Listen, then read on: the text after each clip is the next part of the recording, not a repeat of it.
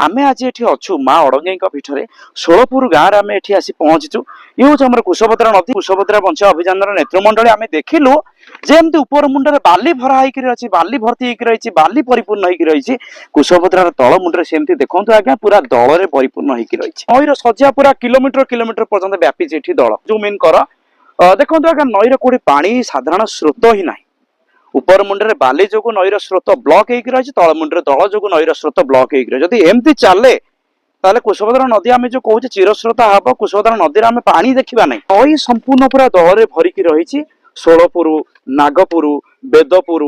एपटे आम गणेशपुर आमर यहाँ हूँ खंडियाकुद एपटे जिते एरिया सब रही जी पानी अच्छे तलमुंड को ठीक प्रभावित होना लोक मैंने दल जो आम साधारण लोक सहित आलोचना कलु शुद्ध पानी ना या से बर्तमान व्यवहार करके उपर मुंड आमर बालिअंता पाखे नई खनन कर बाली केबे परिष्कार कर से कथा तो आम जानु किंतु अति कम रे कुशभद्रार तलमुंड को राज्य सरकार टिके दृष्टि दिंतु या प्रति टिके आपण माने समस्त सचेतन हुंतु तलमुंड जो तल भरिक रही तल को केमती भाव में आम परिष्कार करवा देखो कई जापर हठात गोटे नई बोली गोटे आमको गोटे पोखरी भ्रम सृष्टि कर गाड़ियार भ्रम सृष्टि कर मात्रा दल ये भरिक रही ये दल जो नई आ संपूर्ण भाव में अव्यवहृत होकर रही आम उपर मुंड को जाइचु प्रत्येक पंचायत बालीपाटना बालिअंता निमापड़ा आसीचु एवं गोपर तलमुंड को रेगुलार आसीचु